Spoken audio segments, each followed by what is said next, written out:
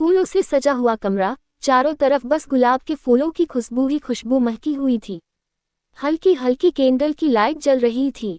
कमरा किसी आलीशान घर के होने का एहसास करा रहा था। कमरे के बीचों बीच एक किंग साइज के बेड पे एक लड़की दुल्हन के लिबास में सिमटी सी बैठी हुई थी। उसके जोड़े को देखकर लग रहा था कि उसकी अभी अभी शादी हुई है। वो थोड़े डर से सिमटी हुई बैठी थी। उसकी आंखें लाल थी, सुर्ख लाल, जिनसे साफ पता चल रहा था कि ये रोने की वजह से लाल हो रखी है। कमरा बेहद शांत था। वो लड़की अपने आंसू पोंछकर अपने हाथों को अपने घुटनों से टीका कर बैठी थी और उसकी आंखों से लगातार आंसू बह रहे थे। तभी अचानक से रूम का गेट खुलता है। गेट की आवाज से उस लड़की का ध्यान उस ओर गया। एक लंबा चौड़ा आदमी जिसकी अच्छी खासी हाइट होगी, उसने अभी महरून कलर की शेरवानी पहनी हुई थी। वो बहुत ही शाही लग रही थी। उस लड़के ने धीरे धीरे पैर कमरे के अंदर बढ़ाए। वो लगातार बैग की तरफ बढ़ रहा था। वो लड़का जैसे जैसे बैग की तरफ बढ़ रहा था, लड़की की धड़कनें उतनी ही तेजी से बढ़ रही थी। लड़का एकदम बैग के पास आकर उस लड़की के करीब आकर बिल्कुल उसके चेहरे के पास चेहरा लाकर बोला, सो वॉट बीबी, कैसी लगी रूम की डेकोरेशन? आई होप रूम की महक से तुम्हारा मूड और बढ़िया बन रहा होगा ना? गुड, वैसे भी मूड बनेगा तभी तो ज़्यादा एंजॉय कर पाएंगे। आफ्टर आज हमारी सुहाग रात है। अभी हमारी शादी हुए 24 घंटे भी नहीं हुए हैं, पर कोई न सुहाग रात मानते मानते 24 घंटे से ज़्यादा कर ही लेंगे। मैं कोशिश करूंगा तुमको पूरी तरह संतुष्ट करने की। आखिर पति जो हूँ तुम्हारा, और मेरी चार्मिंग बॉडी और मेरे लुक को देखकर ही तो तुम्हारा ईमान डोल गया मुझसे शादी करने को। मैं भी आज की रात तुमको खूब एंजॉय कराऊंगा। वो लड़का गुस्से से दांत दबाते हुए चबा चबा कर वर्ड बोल रहा था। वो लड़की उसके बोलने से ही बहुत घबरा गई थी। उस लड़के ने गुस्से से अपनी शेरवानी उतारी और उस लड़की के ऊपर थोड़ा झुकते हुए बोला, कम ऑन बीबी, अब शुरू करते हैं, इतना भी क्या शर्माना। वो इतना बोलकर उस लड़की को बैग पे धकेल कर उसके ऊपर हो गया। वो लड़की बैग के ऊपर ही गिर गई। लड़का आधे से ज्यादा उसके ऊपर झूला हुआ था। लड़की बहुत घबरा रही थी। वो लड़का धीरे धीरे उसकी गर्दन के पास आया और उसकी गर्दन पे अपने होंठों को रख दिया। वो उसकी गर्दन पे किस करने लगा। लड़की बहुत घबरा रही थी। डर से उसने बेड शीट को बहुत कस के पकड़ा हुआ था। उसने अपनी आंखों को भींचकर बंद कर लिया था। उस लड़के ने गर्दन से होठ हटाकर उसके चेहरे की तरफ देखने लगा। लड़की के चेहरे से अंधेरे में भी साफ पता चल रहा था कि वो बहुत डरी हुई है। लड़के के चेहरे पे एक तीखी सी स्माइल आ जाती है। अब लड़का धीरे धीरे उसके होंठों की तरफ बढ़ रहा था। लड़की को उसकी सांसों की गर्मी अपने चेहरे पे महसूस हो रही थी। उस लड़की की धड़कनें बहुत तीव्र गति से दौड़ रही थीं। लड़के ने अपने होंठों को धीरे धीरे उसके होंठों के ऊपर रखना शुरू किया। जैसे ही लड़के ने उस लड़की के होंठों को बंद करने की कोशिश की, लड़की तुरंत बिस्तर से उठ गई। उसने लड़के को अपने ऊपर से धक्का दिया और दूसरी तरफ से जाकर दी खड़ी हो गई। रिदम और रिद्धि दोनों ही आमने सामने खड़े थे। रिदम गुस्से से रिद्धि से बोला, अब क्यों दूर भाग रही हो मुझसे? जब शादी की है तो सुहागरात भी होगी न? पति हूँ तुम्हारा अब और तुम पत्नी को मेरी, फिर अब क्यों दूर भाग रही हो? इतना कह के रिदम ने रिद्धि को अपने करीब खींच लिया और उसके लिप्स के पास अपने लिप्स ले जाकर बोला, शादी करने का शौक है तो सुहागरात का भी होगा ही न, तो उसे भी मैं पूरा करता हूँ। इतना कह के रिदम रिद्धि के होंठों पे अपने होंठ रख देता है। रिद्धि दुख के मारे आंखें बंद कर लेती है। रिदम रिद्धि के होंठों को किस करने लगा। वो किस करते करते उसकी कमर पे हाथ रखने लगा। हाथ से उसने उसकी कमर को बहुत टाइट पकड़ा हुआ था। वो रिद्धि के होंठों को चूम जा रहा था। दूसरे हाथ से वो रिद्धि कमर को दबाए जा रहा था। रिद्धि हिम्मत करके उसे धक्का देती है जिससे रिदम उससे दूर हो जाता है। रिदम को रिद्धि की हरकत पे गुस्सा आ जाता है। वो रिद्धि के हाथ को पकड़कर उसे दीवार से टीका देता है और उसके चेहरे के पास अपना चेहरा ले जाकर बोला, क्यों? अब क्या हो रहा है? अब क्यों दूर भाग रही है? शादी करने से पहले नहीं सोचा था इस बारे में? शादी करने से पहले तो चुपचाप मंडप में बैठ गई, किसी को कानो कान खबर भी नहीं हुई, फिर अब सुहागरात पे क्यों नखरे? अब करो न मजे। रिदम बहुत गुस्से में बोल रहा था। रिद्धि डरते हुए आंखों में आंसू लाकर बोली, सर मैंने पहले भी कहा और फिर कह रही हूँ, मेरी कोई गलती नहीं है, मैं जानबूझकर मंडप में नहीं बैठी। शनाया मैम ने कहा था, उनके कहने पे ही। रिद्धि ने इतना ही कहा होगा कि रिदम जोर से चिल्लाया, चुप, एकदम चुप। झूठ और झूठ बोलने वाले और धोखा देने वाले लोगों से सख्त नफरत करता हूँ। फिर तुम तो मेरी मंगेतर पे इल्जाम लगा रही हो। एक तो चोरी छिपे मंडप में बैठ गई, अब झूठ पे झूठ बोले जा रही हो। तुम जैसी गिरी हुई लड़की से मैं नफरत करता हूँ। रिदम गुस्से में बोला। उसके गुस्से को देखकर रिद्धि एकदम डर गई और कुछ भी न बोल पाए।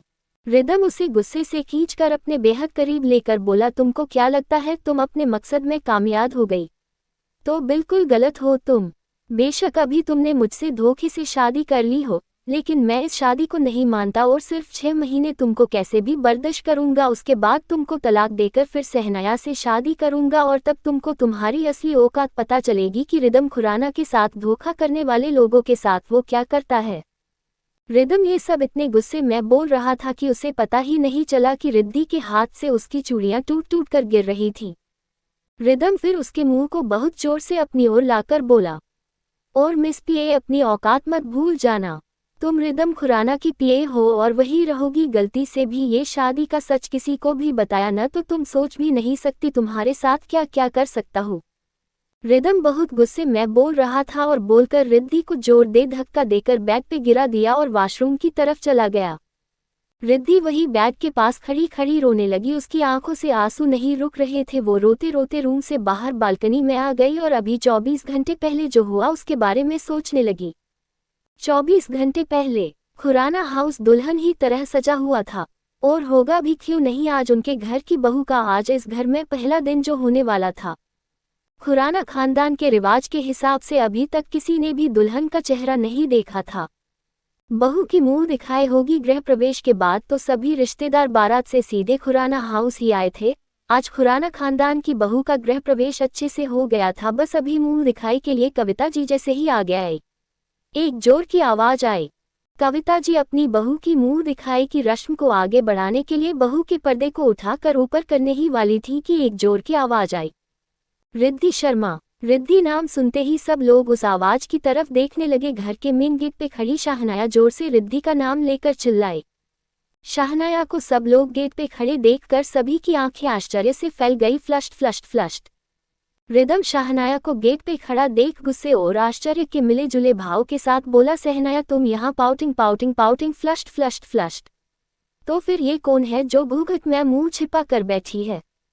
सहनाया बोली, बताती हूँ रुको। इतना कह के सहनाया आ गया है। सभी लोग सहनाया को हो देख रहे थे। दूसरी ओर घूंघट में बेटी दुल्हन की डर और घबराहट से आंखें बंद हो गई थी।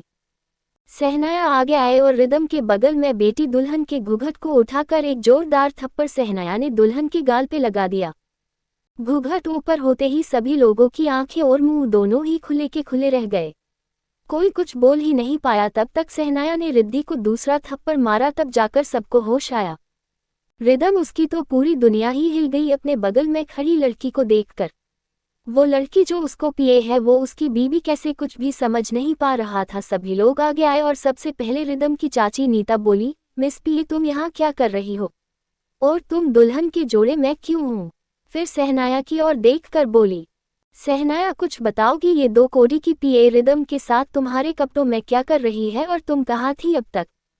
नीता ने जो सवाल किए वही सवाल सभी के मन में थे।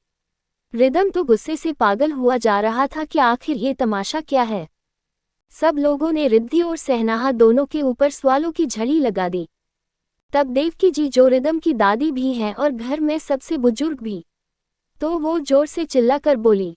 सब लोग चुप एकदम। उनकी आवाज इतनी तेज थी कि सभी लोग चुप हो गए। दादी रिद्धि और सहनाया दोनों की ओर देखकर बोली, अब कोई हमें पूरी बात बताएगा, आखिर ये सब क्या है? रिद्धि, सहनाया आपके कपड़ों में क्या कर रही हैं? सहनाया मुंह बिचकर बोली, दादी ये क्या सच बताएगी? सच मैं आपको बताती हूँ। इस चालबाज और धोखेबाज लड़की का सच मैं बताती हूँ। इसने जो खेल हम सबके साथ खेला है उसे वो कैसे बताएगी? सच तो मुझे पता है ना कि इस लड़की ने रिदम के पैसे और पावर देखकर क्या गेम खेला है और क्या चाल चली है। पैसे ने इसके ईमान को गिरा दिया और ये धोखे से बन गई है रिदम की वाइफ और आप सबकी बहू। इसके धोखे को मैं बताती हूँ कैसे इसने धोखा किया। और इतना कह के सहनाया ने वापस एक जोर का थप्पड़ रिद्धि के गाल पे लगा दिया। रिद्धि की आंखों से इतने आंसू बह रहे थे कि वो कुछ बोल ही नहीं पा रही थी। तभी सहनाया शादी का सच बताने लगी। सहनाया सबको सच बताने लगी कि शादी वाले दिन क्या हुआ था। शादी वाला दिन, उस दिन मैं अपने अपने रूम में बैठकर तैयार हो रही थी। मेरा मेकअप फाइनली हो गया था, बस कपड़े पहनना बाकी था। उसी टाइम बारात आ गई थी। होटल के गेट पे सभी लोग बारात देखने बाहर चले गए। और मैं अकेली थी उस टाइम मेरे रूम में। उसी टाइम ये लड़की मेरे पास आई और मुझसे बोली, मैम ये रिदम सर ने आपके लिए भेजा है। इस लड़की ने एक गिफ्ट पैकेट मेरी तरफ बढ़ा दिया और मैं रिदम का नाम सुनकर खुश होकर उस पैकेट को खोलने लगी और खोलते टाइम ही इस पैकेट में से एक अजीब सी खुशबू आई थी। मैं कुछ समझती उससे पहले ही मैं अपने होश खोने लगी। असम में उस गिफ्ट के रैपर में बेहोशी की नशीली दवा मिली हुई थी, जिसको मैंने जैसे ही ओपन किया उसकी जहरीली और नशीली खुशबू से मैं बेहोश होने लगी और इस लड़की ने अपना मुंह ढक लिया था जिससे ये उस गैस से बेहोश न हो। मैं वही बेहोश हो गई और जब मुझे होश आया तो मैंने खुद को बाथरूम के अंदर बंद पाया। मैंने जैसे तैसे सटेप की हेल्प से खुद को बाहर निकाला। वो रूम क्लीनर शादी होते ही रूम क्लीन करने आया था, उसी ने मुझे वॉशरूम से बाहर निकाला और जब मैंने उससे पूछा कि बाकी लोग कहाँ हैं तो उसने कहा बाकी सब लोग तो गए। मैं उसकी बात को अनदेखा करके नीचे आई तो देखा शादी हो चुकी है, मंडप उठा चुका था, सारी सजावट उतारी जा रही थी। मैंने पास में काम कर रहे वर्कर से पूछा तो उसने को बताया। उसे सुनकर मेरे पैरों के नीचे से जमीन खिसक गई। उसने मुझे बताया कि शादी तो हो चुकी है और दुल्हन की विदाई भी हो गई और अब तक तो दुल्हन का गृह प्रवेश होकर वाकी की रस्म हो रही होंगी। तब मुझे समझते देर न लाग मेरे साथ क्या हुआ। उद्धरण चिन्ह। इस लड़की ने मुझे बेहोश करके खुद ने दुल्हन के कपड़े पहने और मेरी जगह खुद को मंडप में बैठाकर रिदम से शादी कर ली। इसने हमारी घूंघट वाली रस्म का फायदा उठा ही ये सब किया। उद्धरण। सहनाया के चुप होते ही रिद्धि बोली, मैम ये आप क्या बोल रही हैं? आपने ही तो मुझे खुद की जगह मंडप में बैठने को कहा था। आपने ही तो कहा था कि आपके आने तक मैं आपके कपड़े पहनकर घूंघट में बैठ जाऊं और आप जल्दी ही अपना काम खत्म करके आओगी। आपने कहा था कि आपको बहुत जरूरी काम आ गया है तो इसलिए आपको थोड़ी देर के लिए सबसे नज़र चुरा कर जाना होगा, पर आपने जल्दी आने जा वादा किया था और आपने बहुत रिक्वेस्ट की तब मैं आपके कपड़े पहनने को राजी हुई और मैंने आपका बहुत वेट भी किया। मंडप में जाने से पहले मैंने कई बार आपको कॉल भी किया पर आपको कॉल लगा नहीं। मैं मंडप में नहीं जाती पर आपके घर वाले एकदम से अंदर आ गए और बिना मेरी सुने मुझे नीचे मंडप तक ले गए। और मंडप में भी मैंने रिदम सर को बताने की बहुत कोशिश की पर सर मेरी आवाज़ सुन नहीं पा रहे थे शोर में। फिर मैंने सर का हाथ हिलाकर उनको सच बताने की कोशिश की तो कविता मैम ने आकर मुझे सुहाग की चुनरी उड़ा दी और वो वहीं बैठ गई और मैं सर को नहीं बता पाई। मैंने ये शादी रोकने की बहुत कोशिश की पर ऐसा नहीं हो पाया। पर मैंने जानबूझकर कुछ नहीं किया और फिर आप तो सब जानती हो, फिर आप मुझ पे ये झूठे आरोप क्यों लगा रही हैं? मैंने कब आपको गिफ्ट के साथ नशे की दवाई दी? मैं तो बस सर का दिया गिफ्ट देकर लौट रही थी, आपने ही मुझे रोक लिया। रिद्धि ने अपनी बात पूरी की पर कोई भी उसके ऊपर भरोसा नहीं कर रहा था। सबको सहनाया की बात सच लग रही थी। तभी सहनाया बोली, वाई क्या कहाँ बनाई है अपने आप को इनोसेंट साबित करने की, पर कोई भी ये तुम पे भरोसा नहीं करेगा। तभी नीता आगे आकर रिद्धि के गाल पे जोर का तमाचा मार कर बोली, किसी भी लड़की के लिए अपनी शादी वाले दिन शादी से बढ़कर कुछ भी जरूरी काम नहीं होता है। फिर तुम तो सीधा सीधा हमारी सहनाया को झूठी बोल रही हो, पर झूठी तुम हो, सहनाया नहीं समझी। रिद्धि नीता के थप्पड़ से एकदम हिल गई थी। दूसरी ओर रिदम, वो तो समझ ही नहीं पा रहा था कि क्या बोले। तभी अचानक से सहनाया रोते हुए रिदम के सीने से लग गई और रोते हुए बोली, रिदम इस लड़की ने सब खत्म कर दिया, सब कुछ, हमारी शादी, हमारे सपने, हमारा सब कुछ। फिर गुस्से में अपने आंसू पोंछकर रिद्धि का हाथ पकड़कर उसे गेट की तरफ धक्का देकर बोली, तुमको तो तुम्हारे किए की सजा भी नहीं दे सकती, तुम्हारी तरह गिरी हुई जो नहीं हूं ना, पर तुम अभी के अभी इस घर से और हमारी नज़रों से दूर चली जाओ और फिर कभी लौट कर मत आना, और कभी भी ये अपनी शकल लेकर रिदम के आगे मत आना। रिद्धि बोली, मैम मैंने कुछ भी गलत नहीं किया है, आपके कहने पे ही मैं मंडप में बैठी, फिर क्यों मुझे आप बार बार झूठी और मक्कार साबित कर रही हैं? क्योंकि तुम झूठी हो, तुमने किया है मेरे साथ चिट और अब भोली बनकर रिदम की नज़रों में अच्छी बनना चाहती हो, पर कोई भी तुमको नहीं अपनाएगा, समझी? तुम तो अब निकलो इस घर से। सहनाया ने जोर का धक्का रिद्धि को दिया जिससे वो गेट पे खड़े उसके मामाजी के पास जाकर गिरी। वो नज़र ऊपर करके बोली, मामाजी मैंने कुछ नहीं किया, मैं तो बस सर्दिया गिफ्ट देने गई थी और मैंने मुझे कुछ देर के लिए अपनी जगह बैठने को कहा था। मैंने मना भी किया था लेकिन मैम ने मेरी नहीं सुनी। रिद्धि अपने मामा और मामी को सच बता रही थी पर आज उसके मामा भी उस पे भरोसा नहीं कर रहे थे। वहाँ का माहौल बहुत ज़्यादा संगीन हो गया था। उसी टाइम सहनाया के मम्मी पापा आए। वो भागे भागे सहनाया के पास गए और उसकी जगह रिद्धि को दुल्हन के रूप में देख बोली, ये सब क्या है बेटा? और फिर नीता की ओर देखकर बोले, नीता जी आपने एजेंट बुलाने का कारण क्यों नहीं बताया? तब नीता बोली, जो फोन पे नहीं बताया वो अब सुनो। फिर नीता ने सारी बात उन लोगों को बता दी। सारा सच सुनकर इन लोगों का गुस्सा आसमान पे आ गया। सहनाया की मम्मा गुस्से से रिद्धि की ओर गई और एक साथ उसके गाल पे बहुत सारे थप्पड़ मारकर बोली, 2 कौड़ी की पिए, तूने मेरी बेटी के प्यार को उससे छीन लिया। और फिर रिद्धि के मामा की ओर देखकर बोली, आपकी बेटी है न ये लड़की, बहुत ही अच्छे संस्कार दिए हैं अपनी बेटी को। अभी तक तो लड़कियां अमीर लड़कों को ही फंसाती थी, पर आपकी बेटी तो बहुत तेज निकली। उसने तो सीधा अमीर लड़के की दुल्हन को बदलकर खुद को ही उसकी दुल्हन बनाकर उसकी बीबी बन बैठी है। वह क्या संस्कार दिए हैं। सहनाया की माँ रिद्धि के मामा मामी को बुरा बुरा सुनाए जा रही थी और रिद्धि के मामा चुपचाप गर्दन झुकाकर उनके आगे हाथ जोड़कर माफी मांग रहे थे। बस रिद्धि तो ये सब देखकर हजार मौत मर रही थी, उसे बिना किए की सजा मिल रही थी। वो सहनाया की माँ से हाथ जोड़कर माफी मांगकर कहने लगे, हमें माफ कर दे बहन जी, मैं रिद्धि के किए कि आपसे माफी मांगता हूँ और जो हुआ उसे तो नहीं बदल सकता, पर बेटी को इस शादी के बंधन से आज़ाद करके ये से ले जाऊंगा ताकि आप रिदम जी और सहनाया बेटी की शादी कर सकें। और इसकी सजा होगी, ये बिना पति के सुहागन रहेगी जीवन भर। कोई लड़का अब इसको अपनी पत्नी नहीं बनाएगा। और इतना बोलकर वो हाथ जोड़कर रिद्धि का हाथ पकड़कर उसे आगे बढ़ाने लगे कि रिद्धि की मामी बोली, जी मत भूलो, घर में हमारी अपनी बेटी भी है और अपना बेटा भी इस लड़की के लिए का। जब हमारे समाज में लोगों को पता लगेगा तो कौन करेगा हमारे दोनों बच्चों से शादी। मेरी राय है इस लड़की ने जब इस करने से पहले हमारी नहीं सोची तो अब हमारा भी इससे कोई रिश्ता नहीं है। इसको इसके लिए की सजा अब रिदम बाबूजी देंगे, वो इसको घर से निकाल देंगे, तब देख लेगी कहाँ जाना है इसको, और यही इसकी सजा है। और अगर आप नहीं मानते तो इस घर से इसको हम ले चलते हैं बाहर, जाकर आपको इसे हमारे घर न ले जाकर कहीं और जाकर छोड़कर आना होगा। दीनदयाल अपनी बीबी के आगे कुछ न बोले, बस इतना बोले, ये इस घर से बाहर हमारे साथ जाएगी और घर के बाद इसको कहाँ जाना है ये तय कर लेगी, अभी चलते हैं इसको लेकर। इतना कह के वो लोग रिद्धि को लेकर आगे बढ़े ही थे कि देवकी जी और कविता जी दोनों ने रिद्धि का हाथ पकड़ लिया और उसे घर की दहलीज पर करने से पहले ही रोक लिया।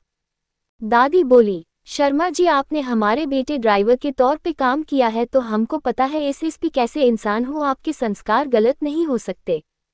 और अभी जो भी हुआ है इसमें किसकी गलती है इसका पता हम लगा लेंगे। अभी आज का सच ये है कि रिद्धि और रिदम की शादी हो चुकी है। अब रिद्धि रिदम की बीबी और हमारे घर की बहू है और हमारे यहाँ शादी विवाह के रिश्ते को मजाक नहीं समझा जाता। हमारे लिए शादी से बढ़कर कुछ भी पवित्र नहीं है।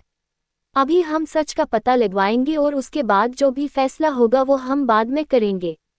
पर अभी रिद्धि इस घर की बहू बन चुकी है तो कोई भी आगे कुछ नहीं बोलेगा। दादी की बात सुनकर रिदम आगे आया और बेबसी और गुस्से से बोला, दादी ये आप क्या कर रही हैं? ये लड़की धोखेबाज है और इसने सहनाया को मारने की कोशिश करने मुझसे शादी की है, फिर भी आप। तभी नीता बोली, माँ रिदम सच कह रहा है, आप इस झूठी लड़की को इस घर की बहू बनाकर रोक रही हैं। दादी किसी को जवाब न देकर कविता जी की ओर देखकर बोली, कविता, सभी मेहमानों को अच्छे से विदा कर दो और सभी को इस शादी का सच बाहर न बताने का बोलकर ही विदा करना और साथ में सहनाया के माँ पापा से भी सहानुभूत विदाई लेना। और अब ये हमारा आखिरी फैसला है, कोई हमारे फैसले के आगे नहीं आएगा और सच के सामने आने तक रिद्धि यही इस घर में रिदम के साथ उसके कमरे में उसकी बीबी की हैसियत से रहेगी। और हम उम्मीद करते हैं हमारे इस फैसले से खुद रिदम को भी कोई आपत्ति नहीं होनी चाहिए। और इतना कह के वो रूम की तरफ जाने लगी और जाते जाते रिदम की ओर देखकर आंखों ही आंखों में कुछ कहकर गई, जिससे रिदम की नजरें गुस्से से नीचे झुक गई। वही रिद्धि के मामा उससे जाते जाते बोले, तूने जो किया है उससे मेरा सर तूने झुका दिया रिद्धि, आज के बाद तू मेरे लिए मर गई और तेरे लिए हम मर गए, हमारा आज से तुझसे कोई रिश्ता नहीं है। और इतना बोलकर बिना रिद्धि को देखे वहां से चले गए। एक एक करके कविता की कहे अनुसार सभी मेहमान शादी का सच बाहर न बताने का वादा करके वहां से चले गए। फिलहाल के लिए तो कविता जी ने सहनाया के परिवार को भी सहनाया के साथ जाने को कहा। नीता गुस्से से अपने कमरे में आ गई थी। रिदम दादी के पीछे ही उनके कमरे में चला गया। सब लोग जा चुके थे, रिद्धि वही खड़े खड़े रो रही थी और रोते रोते जमीन में गिर गई और वहीं बैठकर रो रही थी। कविता जी ने रिद्धि को देखा तो उसे उठाकर बोली, मुझे नहीं पता सच कहा है, लेकिन आज का दिन सभी के लोग भर ही रहा है और थोड़ी देर में रात होने वाली है। मैं नौकर को भेज देती हूँ, वो तुमको रिदम के रूम में पहुंचा कर आ जाएगा। इतना कह के वो भी चली गई। नौकर रिद्धि को रिदम के कमरे में ले जाकर बैग पे बिठाकर रूम से बाहर आ गई। रिद्धि बैठे बैठे सब कुछ याद कर रही थी। उसे वो टाइम याद आया जब वो शाहनाया के पास रिदम का गिफ्ट देने गई थी और शाहनाया ने उसे थोड़ी देर के लिए अपनी ड्रेस पहनने को बोला था और रिद्धि के लाख मना करने पर भी वो नहीं मानी और खिड़की से नीचे जाते टाइम बोली मेरे आने तक किसी को भी सच ना बताने का बोलकर गई थी। और जाते जाते बोल गई मैं आऊं तब तक तुम दुल्हन के सारे काम करना, किसी को भी खुद पे शक मत होने देना। रिद्धि ये सब याद करके और भी ज्यादा रोने लगी और खुद से बोली आखिर क्यों सहनाया मैम ने मेरे साथ ऐसा क्यों किया, क्यों वो सबको झूठ बता रही है, क्यों सारा इल्जाम मेरे ऊपर डाल रही है। आज मैंने मेरा सब कुछ खो दिया, मेरे पास बस मेरे मामा और मेरा भाई ही तो थे, वो भी इस शादी की वजह से खत्म हो गए। रिद्धि यही सब याद करते करते बेड पे बैठ के रोने लगी और तभी उसे रिदम के आने की आवाज आई। रिद्धि बाहर बैठी अभी तक के वाक़े को याद करके रोने लगी। इतने में रिदम भी कपड़े चेंज करके रूम में आ गया था। तो मैंने फैसला किया है अब ये कहानी 15 पार्ट में एक प्लेलिस्ट में जाएगी ताकि बाद में भी आप लोग आराम से पढ़ सकें।